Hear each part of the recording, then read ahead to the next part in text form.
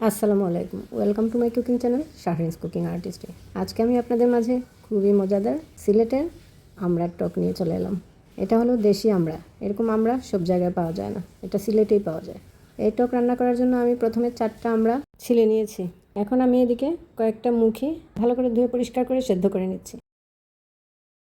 সেদ্ধ হয়ে গেছে, এখন আমি এটাকে একটা ঘুঁটা দিয়ে এই পানির মধ্যেই আমি আমড়াগুলো ছেড়ে একটু সেদ্ধ করে নিয়েছি। আমড়াগুলো সেদ্ধ হয়ে গেছে, এখন আমি একটি বাটিতে নিয়ে এগুলোকে ভালো করে ম্যাশ করে নিয়েছি।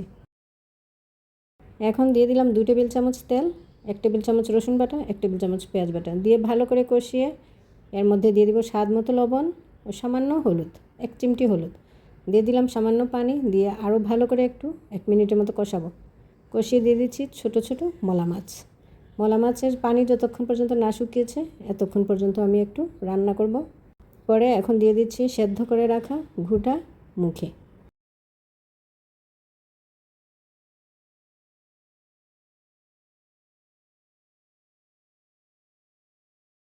ম্যাশ করে রাখা আমড়ার মধ্যে আমি কিছু পানি দিয়ে এটাকে একটু নেড়ে আমি মুখের মধ্যে দিয়ে দিচ্ছি।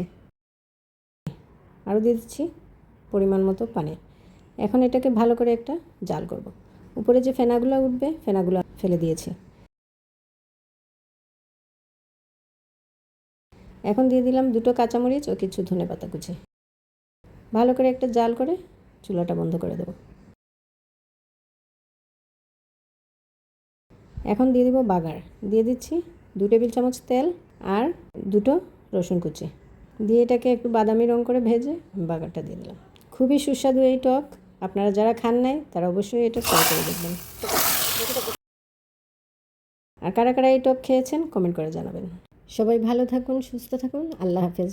পরবর্তী রেসিপি দেখার আমন্ত্রণ রইল।